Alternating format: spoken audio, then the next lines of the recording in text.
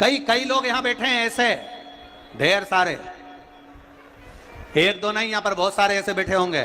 सावन का महीना आया, बेलपत्री तोड़ना है, पूरी की पूरी डाली तोड़ कर लिया है, डाली तोड़ के लाए, पत्तियां निकाली, डाली को उठाकर फेंक दिया और उस पत्तियों को पूरे मोहल्ले में बांट दिया। जी जी तुम भी लो, काका जी तुम भी लो, फूफा जी तुम भी लो, मामा जी तुम भी लो।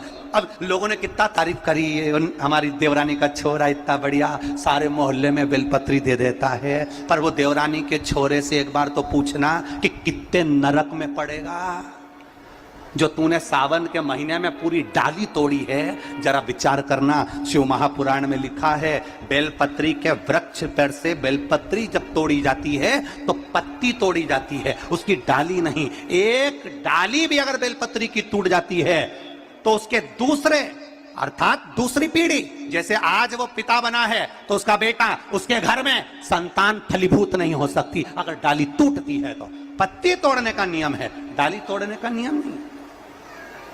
पत्ती तोड़ने का नियम है, पत्ती तोड़ो चढ़ाइए, बेलपत्र लाइए चढ़ाइए, पर डाली तोड़ने का नियम हमारे यहां वर्णित नहीं करा गया। डाली तोड़ने का नियम हमारे यहां नहीं बनाया गया। शिव कथा कर रही है, भगवान शंकर का संवाद कर रहा है, शिव महापुराण की कथा कर रही है, हमारा किया गया भजन, और भजन में भी श्रद्धा और विश्वास की मूलता,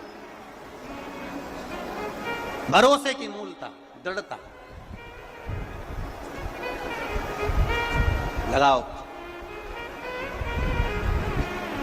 जब कभी लगे आपके जीवन में कि मेरे कष्ट का जीवन चल रहा है, कष्ट का, एक बेलपत्र अशोक सुंदरी वाली जगह पर इस डंडी का मुख शिवलिंग की ओर हो। किस ओर हो? बोलते जाओ जरा जल्दी जल्दी। शिवलिंग की ओर, अशोक सुंदरी वाली जगह, डंडी का मुख शिवलिंग की ओर, एक बेलपत्र शिवलिंग के ऊपर, जिसका डंडी का मुख, तुम अगर आप अगर ये शिवलिंग है, आप यहां बैठे हो तो आपके साइड डंडी का मुख नहीं होना चाहिए, डंडी का मुख विपरीत दिशा में, आपसे पीछे।